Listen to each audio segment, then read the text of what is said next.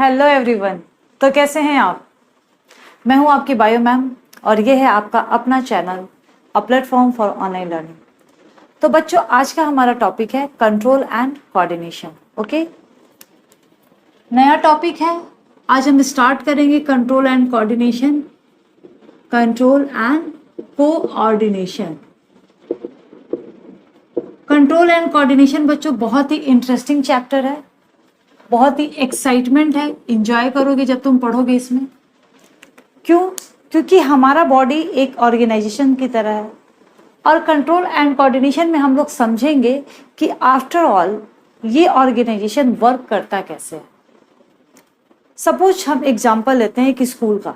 School भी एक organisation है। स्कूल में बहुत सारे टीम होते हैं and this is the team work, जिसमें हमारा मैनेजमेंट टीम होता है, स्टूडेंट्स होते हैं, टीचर्स होते हैं, कुछ दूसरे भी स्टाफ्स होते हैं जैसे gardener, gate keepers, bus driver, और सारे स्टाफ्स, सारी जो यूनिट हैं, सब एक दूसरे से तालमेल बैठाकर काम करते हैं, तभी वो स्कूल ऑर्गेनाइजेशन रन कर पाता है। अदरवाइज यदि हर यूनिट इंडिपेंडेंटली काम करेगा तो वो क्या हो जाएगा? उस ऑर्गेनाइजेशन का रन करना बहुत ही मुश्किल हो जाएगा। इसी तरह से हमारा जो बॉडी है, इट इज लाइक ऑर्गेनाइजेशन। और इस ऑर्गेनाइजेशन में क्या है? बहुत सारे ऑर्गन्स हैं, ऑर्गन सिस्टम्स हैं, जिनके बारे में हमने पढ़ा भी है। Digestive system, respiratory system, circulatory system. और हमने ये भी देखा कि डाइजेशन के बाद जो ग्लूकोज बनता है उसको ऑक्सीजन चाहिए, जो रेस्पिरेटरी से आता है। फिर वो बर्न करता है, एटीपी रिलीज होता है। ऑक्सीजन उसे किसके थ्रू जाता है? तो सर्कुलेटरी सिस्टम के थ्रू मिलता है। आफ्टर द बर्निंग जो भी वेस्ट मटेरियल्स रिलीज होता है, एक्सक्रीशन के थ्रू बाहर निकल जाता है। तो इस तरह से सारे सिस्टम कोऑर्डिनेटेड मैनर में काम कर रहे हैं, एक दूसरे के साथ सही तालमेल बैठाकर काम को पूरा कर रहे हैं। मैं एक एनसीईआरटी का एग्जांपल लेके आपको बता रही हूँ, क्योंकि आपको एनसीईआरटी पर मेन फोकस करना है। तो एनसीईआरटी में एग्जांपल दिया है कि बच्चों, जब हम एक्सरसाइज करते हैं, फिजिकल एक्सरसाइज करते हैं, तो हमारी मस्कुलर एक्टिविटीज होते हैं। मस्कुलर एक्टिविटीज में क्या होता है? हमारे ऑक्सीजन के डिमांड बढ़ जाते हैं। जब हमारे ऑक्सीजन के डिमांड बढ़ जाएंगे तो हम लोग क्या करेंगे? ऑक्सीजन तेज तेज तेज तेज अंदर लेना स्टार्ट करेंगे, जिससे हमारा ब्रीदिंग रेट बढ़ जाएगा। जब ब्रीदिंग रेट बढ़ जाएगा तो वो ऑक्सीजन का जो सप्लाई करेगा, जो हमारे ब्लड वेसल्स, उसको फटाफट ऑक्सीजन को लेकर कहाँ जाएगा? हमारे मसल्स के पास आएगा, मसल सेल्स के पास आएगा, जिससे उसको एनर्जी मिलेगा। तो इस तरह से हमने क्या देखा कि हमारे एक फिजिकल एक्सरसाइज में हमारे respiratory organs like lungs, blood vessel, सब कोऑर्डिनेटेड मैनर में काम करें। बट जैसे ही हम एक्सरसाइज खत्म करते हैं, सब अपने नॉर्मल रेट में आ जाता है। तो इस तरह से जो हमारा बॉडी है, उसमें कोई ना कोई तो सिस्टम ऐसा है जो हमारे बॉडी के ऑर्गन सिस्टम को कंट्रोल कर रहा है, और उसकी वजह से हमारे बॉडी के सारे ऑर्गन्स कोऑर्डिनेटेड मैनर में काम कर रहे हैं, एक दूसरे से सही तालमेल बैठाकर काम कर रहे हैं। तो बच्चों, बेसिकली क्या होता है कि हमारे बॉडी में कंट्रोल एंड कोऑर्डिनेशन के लिए दो सिस्टम्स होते हैं। कौन कौन से सिस्टम होते हैं? एक तो हमारा नर्वस सिस्टम होता है और दूसरा क्या होता है? हमारा एंडोक्राइन सिस्टम होता है। नर्वस सिस्टम क्या होता है? बेसिकली इसमें ब्रेन, स्पाइनल कॉर्ड और फिर आगे भी हम लोग पढ़ेंगे नर्व्स, फाइबर्स वगैरह आते हैं। तो ये क्विक रिस्पॉन्स करता है। सपोज यदि तुमने किसी गर्म चीज को छुआ तो तुम्हें ब्रेन ने तुरंत ऑर्डर दिया कि उसे छोड़ो। तुम इतना सोचते नहीं हो कि मुझे छोड़ना है कि नहीं छोड़ना है, प्लेट गिर जाएगा, कुछ उसमें है वह भी गिर जाएगा, वेस्ट हो जाएगा, हम इतना नहीं सोचते हैं। ये क्विक रिस्पॉन्स करता है। बट जब हम एंडोक्राइन सिस्टम की बात करेंगे तो वो थोड़ा स्लो रिस्पॉन्स करता है, क्योंकि वह क्या करता है, कैसे कंट्रोल करता है, कोऑर्डिनेट करता है थ्रू द हार्मोन्स। सपोज तुम बहुत मीठा खाते हो, मीठा खाने से क्या होता है? हमारे बॉडी में ग्लूकोज की मात्रा बहुत बढ़ जाती है। जब ग्लूकोज की मात्रा हमारे बॉडी में बहुत बढ़ जाएगी तो उस समय क्या होना चाहिए? हमारे ग्लूकोज को बर्न होना चाहिए, ग्लाइकोजेन में चेंज होना चाहिए, और उस ग्लाइकोजेन में चेंज करने के लिए क्या निकलना चाहिए? इंसुलिन हार्मोन्स निकलना चाहिए। तो इस तरह से, बट ये this is the slow process. तो इस तरह से हमारा जो एंडोक्राइन सिस्टम है वह क्या करता है, थोड़ा स्लो वर्क करेगा, बट हमारा जो नर्वस सिस्टम है वो हमारा फास्ट वर्क करेगा। तो नर्वस सिस्टम में बेसिकली फिर हम लोग पढ़ेंगे कि कैसे नर्वस सिस्टम, कैसे उसमें कौन से सेल्स होते हैं, कैसे इम्पल्स जनरेट होता है, सिनेप्स के बारे में पढ़ेंगे, कंडक्शन ऑफ इम्पल्स के बारे में पढ़ेंगे। तो कंट्रोल एंड कोऑर्डिनेशंस में बेसिकली हमें क्या पढ़ना है बच्चों, न्यूरल सिस्टम्स के बारे में। ओके, और इस न्यूरल सिस्टम में हमें पढ़ना है न्यूरॉन्स के बारे में, क्योंकि इसकी जो बेसिक्स यूनिट्स होती है, बेसिकली क्या होता है, न्यूरल सिस्टम जो होता है हमें ये it provides organised network. Okay, यह क्या करता है, ये हमें प्रोवाइड कराता है, इट प्रोवाइड्स ऑर्गेनाइज्ड नेटवर्क, हमें एक ऐसा नेटवर्क देता है जिससे कि क्विक कोऑर्डिनेशन होता है। Organised network to provide quick coordination. और हमें क्या पढ़ना है, ह्यूमन न्यूरल सिस्टम्स के बारे में। तो बेसिकली न्यूरल सिस्टम जो बना हुआ होता है that is the bundle of the neural fibres, जिसको हम लोग न्यूरॉन बोलते हैं। यह किससे मिलकर बना होता है, न्यूरॉन से, जिसको हम बोल सकते हैं structural and the functional unit of the neural system, that is called the neuron. Neuron के स्ट्रक्चर के बारे में हम लोग आगे पढ़ेंगे, लेकिन इसके पहले हम लोग जानेंगे क्या कि हमारा जो न्यूरल सिस्टम है वह अचानक से डेवलप नहीं हो गया, क्योंकि हम लोग तो हाईली डेवलप हैं जो वर्टिब्रेट्स हैं, बट इसके पहले भी तो इनवर्टिब्रेट्स आते हैं, that is non chordates, chordates, ये सब की बारी आती है। तो जब हम स्टार्टिंग एनिमल किंगडम पे तुम आ जाओ, एनिमल किंगडम जो हमारा क्लासिफिकेशंस है, जैसे पॉरीफेरा, सेलेंट्रेटा, प्लैटीहेल्मिन्थ्स, एस्केहेल्मिन्थ्स, धीरे धीरे धीरे धीरे क्या होते गए, एनिमल्स डेवलप होते गए, और finally we are the developed one. तो क्या हुआ, जो हमारे स्टार्टिंग का जो किंगडम है that is the Porifera. Okay, Porifera में बेसिकली क्या होता है, नर्वस सिस्टम होता ही नहीं है, तो इसको तो छोड़ ही दो, नो नर्वस सिस्टम, या बोलो नर्वस सिस्टम एब्सेंट।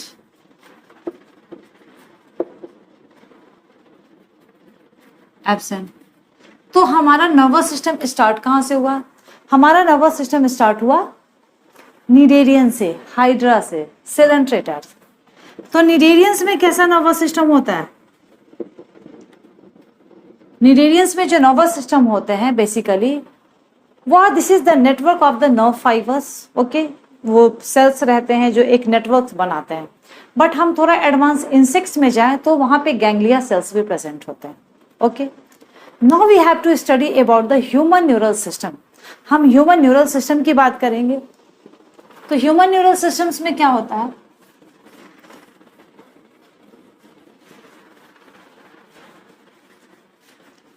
चलो बच्चों, ओके,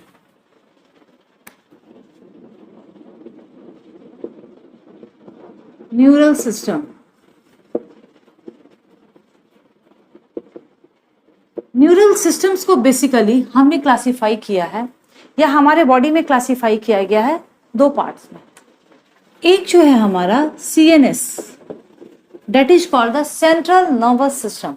ये क्या है हमारा सेंट्रल नर्वस सिस्टम, मतलब कि न्यूरल सिस्टम जो है यह क्या है, नेटवर्क है न्यूरल फाइबर्स का, that is the neuron. Neurons के बहुत सारे न्यूरॉन मिलके काम करते हैं, जो कि कंट्रोल एंड कोऑर्डिनेशन में हेल्प करता है, कंट्रोल एंड कोऑर्डिनेशन को करता है।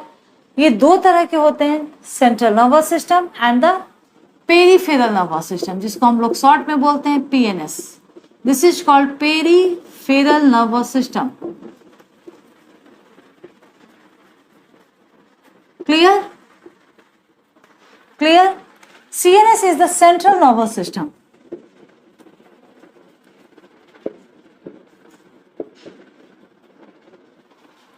अब सेंट्रल नर्वस सिस्टम में बच्चों क्या होता है, इसमें मेनली हमारा brain and spinal cord work करता है, स्पाइनल कॉर्ड वर्क करता है, ठीक है। ब्रेन क्या है, हमारा कंट्रोलिंग सेंटर है मेनली, वहां से मैसेज पास होता है, then it will go to the periphery. मतलब यदि हम अपने बॉडी का स्ट्रक्चर देखें तो ये हमारा ब्रेन, ओके, ये हमारा ब्रेन, ब्रेन से स्पाइनल कॉर्ड सेंटर में, उसके बाद हमारे जो बॉडी का पार्ट है उसमें क्या हो जाएगा,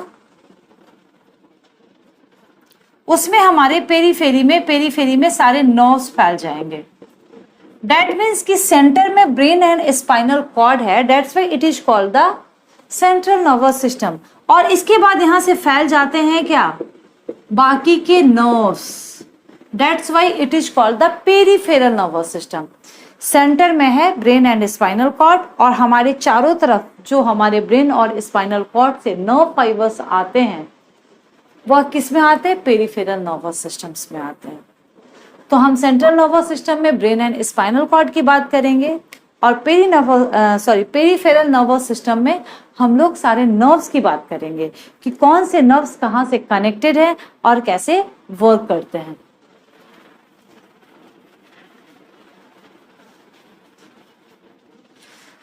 तो पेरीफेरल नर्वस सिस्टम में बेसिकली हम लोग देखते क्या है, जो फाइबर्स होते हैं वो दो तरह के होते हैं। One is the afferent fibers and another one is the efferent fibers.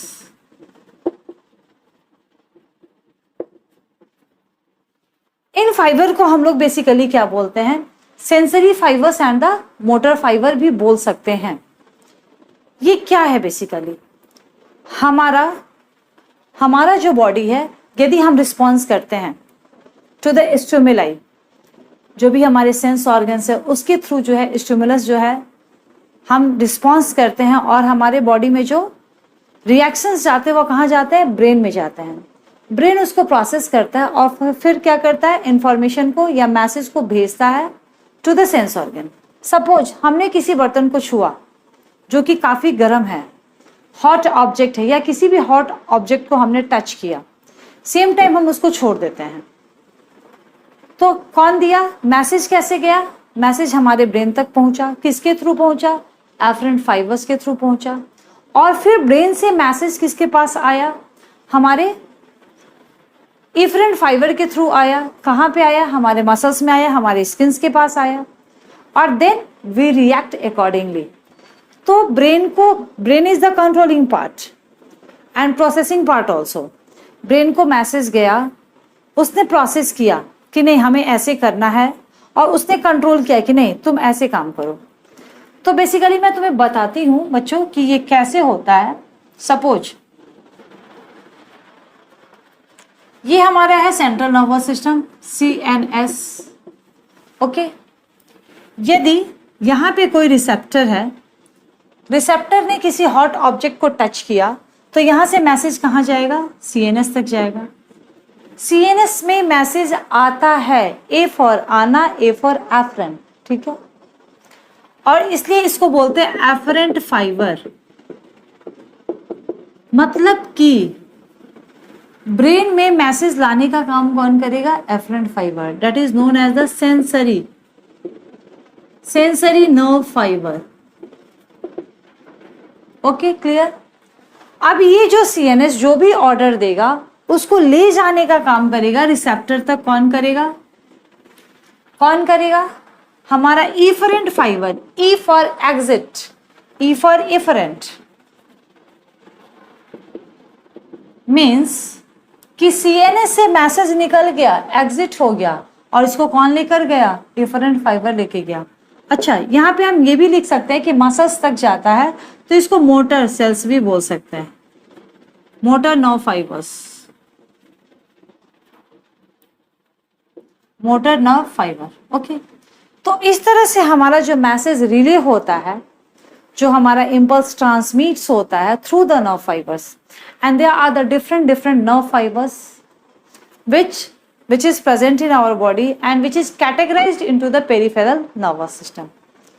अब हम पेरीफेरल नर्वस सिस्टम की जब बात करें तो हमने क्या देखा, peripheral nervous system that is the collection of the fibres which comes from the brain and the spinal cord. Okay, इसमें दो तरह के फाइबर्स होते हैं, afferent fibres and the efferent fibres. Afferent fibres क्या करता है, हमारे मैसेज को CNS तक पहुंचाता है, और CNS से फिर हमारे रिसेप्टर तक मैसेज को लेकर जाता है। Okay.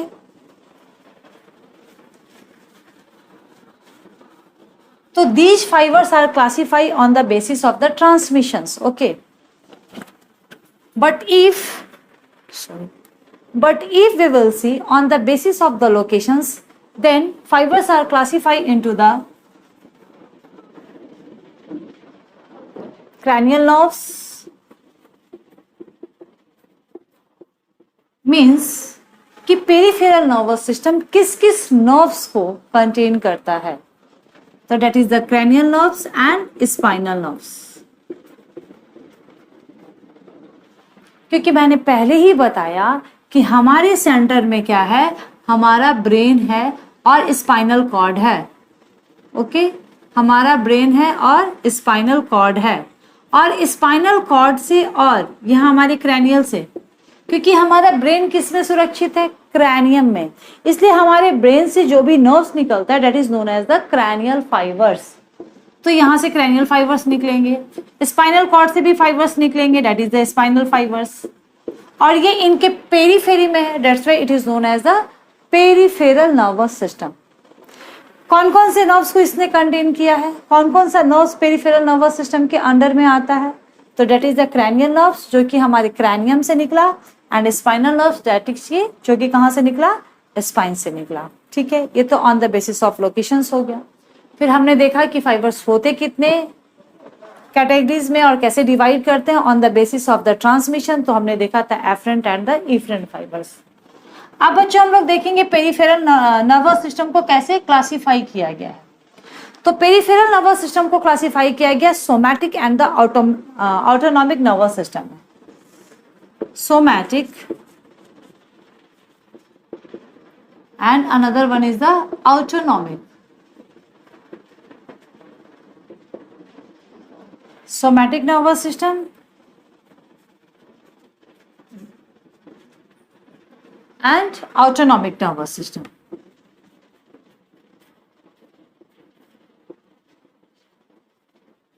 Somatic nervous system. Somatic nervous system which relay impulses from CNS to the skeletal muscles. Which relay impulse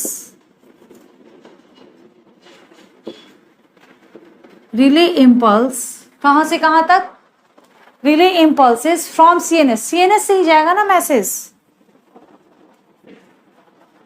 from CNS to the skeletal muscles।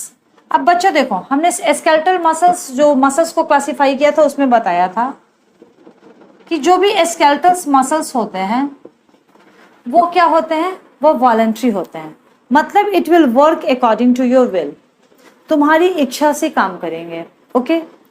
तो हमारे सोमैटिक नर्वस सिस्टम में जो भी इम्पल्सेस ट्रांसमिट होते हैं, जैसे you raise your hand, you can raise your hand according to your will, you can move your leg according to your will, okay। तो these are the voluntary, ये इसलिए क्या हो जाते हैं, वॉलंटरी होते हैं, क्योंकि हमारा जो इम्पल्स है वो ब्रेन से सीएनएस से कहाँ गया, स्केलेटल मसल्स तक गया, हमारे हाथ में गया, हमारे पैर में गया, और जितने भी हम वॉलंटरी एक्शंस करते हैं वहाँ पे जो नर्व्स कंटेन करता है that is the somatic nerves, okay. वो सब जो है हमारे सोमैटिक नर्वस सिस्टम के अंडर में आते हैं। दूसरा जो है हमारा ऑटोनॉमिक नर्वस सिस्टम। ऑटोनॉमिक नाम से ही क्लियर है, ऑटोनोमस, ये स्वतंत्र है, ये किसी की नहीं सुनेगा, है ना। ऑटोनोमस हम लोग ऐसे बोलते हैं ना, ऑटोनोमस बॉडी है, ये किसी के अंडर में नहीं है, ओके। तो ऑटोनॉमिक नर्वस सिस्टम में भी लेकिन दो तरह के होते हैं, और ये ऑटोनॉमिक नर्वस सिस्टम कहाँ जाता है, किससे कनेक्टेड रहता है, बेसिकली जो हमारा सीएनएस है, it will relay impulses from CNS to the smooth muscles। तो it relay impulses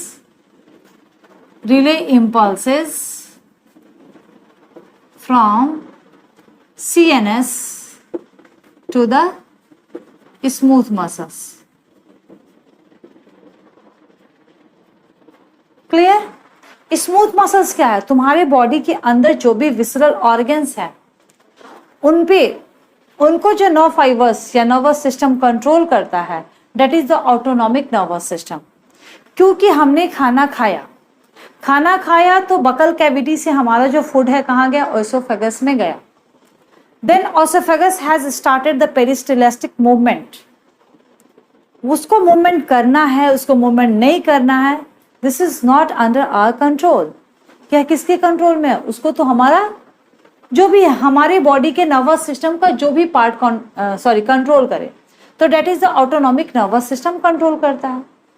हमारे स्टोमक में फिर ओसोफेगस से खाना स्टोमक में गया, स्टोमक को एंजाइम्स रिलीज करना है या नहीं करना है, वहाँ चर्निंग होता है खाने का, ठीक है, वो करना है या नहीं करना है, स्मॉल इंटेस्टाइन को फूड एब्जॉर्ब करना है या नहीं करना है, ये सारे के सारे डिपेंड्स होते हैं ऑटोनॉमिक नर्वस सिस्टम्स के ऊपर। ये कंट्रोल करते हैं सभी स्मूथ जो भी हमारे विस्टरल ऑर्गन्स है उन सबको। This is not under our control, ये हमारे कंट्रोल में नहीं है। और अच्छा है शायद, क्योंकि ऐसा होता तो हमारा दिमाग काम नहीं करता, हम पूरे दिन परेशान होते, अरे हमने तो खाना खा लिया, अब ओसोफेगस मूवमेंट स्टार्ट किया या नहीं किया, स्टोमक है, क्योंकि हमारा तो बाहर की दुनिया में इतने सारे एक्टिविटीज हैं हमारे पास और उससे ही हम इतना अफेक्टेड हो जाते हैं। तो इट इज बेटर कि हमारा जो अंदर का सिस्टम है at least it is not under our control, ये हमारे कंट्रोल में नहीं है। अब हमने ऑटोनॉमिक नर्वस सिस्टम को भी क्लासिफाई किया, दैट इज द सिंपैथेटिक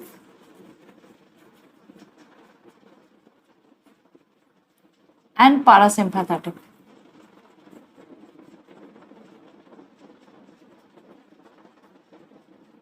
इसको हम लोग देखेंगे बेसिकली सिंपैथेटिक एंड पारासिम्पैथेटिक क्या है।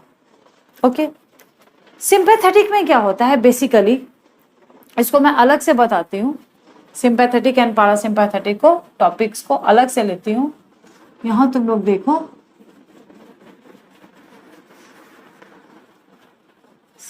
सिंपैथेटिक एंड पारासिम्पैथेटिक नर्वस सिस्टम ये अपोज ईच अदर, ये एक दूसरे को अपोज करते हैं। जैसे घर में जब तुम डांट सुनते हो, मम्मी डांटती है, तुम बहुत परेशान हो जाते हो, फिर तुमको कंसोल कौन करता है? पापा कंसोल करते हैं। कभी जब पापा डांटते हैं तो फिर कौन कंसोल करता है? मम्मी कंसोल करती है। तो इस तरह से बैलेंस बना रहता है, ठीक है। इसी तरह से हमारे बॉडी में दो सिस्टम जो है सिंपैथेटिक एंड पारासिम्पैथेटिक,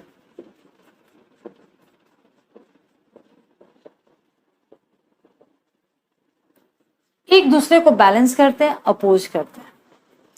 क्योंकि यदि हमारी कंडीशंस एक की वजह से चेंज होती है तो दूसरे की वजह से फिर से नॉर्मल हो जाती है, रेस्ट में आ जाती है।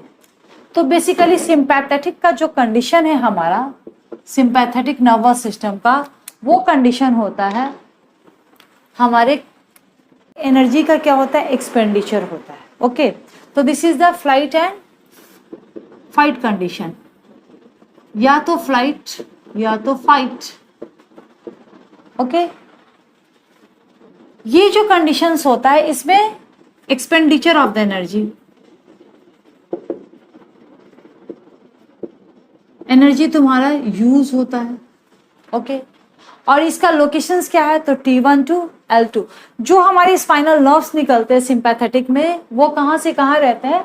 T1 से L2 के बीच में रहते हैं, थोरैसिक 1 से नंबर 2 के पोजीशंस तक रहते हैं। ओके, इससे में एक हार्मोन्स निकलता है that is known as the adrenaline, और जो तुमने पढ़ा होगा एड्रिनल ग्लैंड्स में, जो कि जब हम डर के सिचुएशंस में आते हैं या जो हमने अभी लिखा है यहाँ पे फ्लाइट और फाइट के कंडीशंस में आते हैं, तो हमारे एड्रिनल ग्लैंड से एक हार्मोन्स निकलने लग जाता है, एड्रेनलिन और nor adrenaline. That hormones releases here.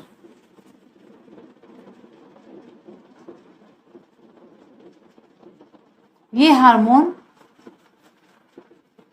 Release होना स्टार्ट हो जाते हैं इस कंडीशन में।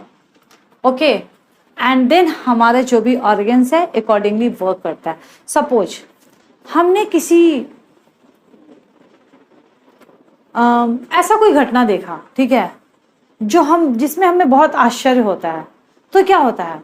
हमारी आंखें खुल जाती है, मतलब पीपल ऑफ द आईज क्या हो जाते हैं? डायलेट्स हो जाते हैं। हाँ, फिर उसको कौन करता है? रिलैक्स कौन करता है? ये रेस्ट का कंडीशन है, पारासिम्पैथेटिक। ये कौन से कंडीशन होते हैं? ये this is the rest conditions, ठीक है।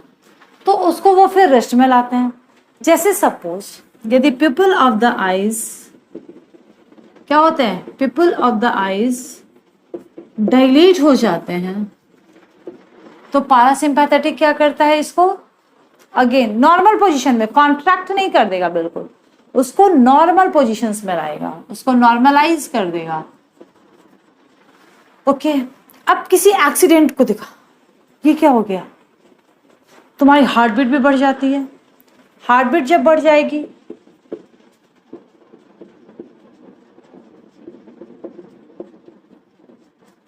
तो पारासिम्पैथेटिक कंडीशन में हार्ट बीट इंक्रीजेस, लेकिन पारासिम्पैथेटिक में क्या होगा, हार्ट बीट नॉर्मल हो जाएगा। ओके, ये नहीं बोलना कि हार्ट बीट इंक्रीजेस तो पारासिम्पैथेटिक में डिक्रीज हो जाएगा, फिर तो प्रॉब्लम ही हो जाएगा। तुम जल्दी जल्दी सांस लेने लगते हो तो क्या होगा, ब्रीदिंग रेट भी बढ़ जाता है।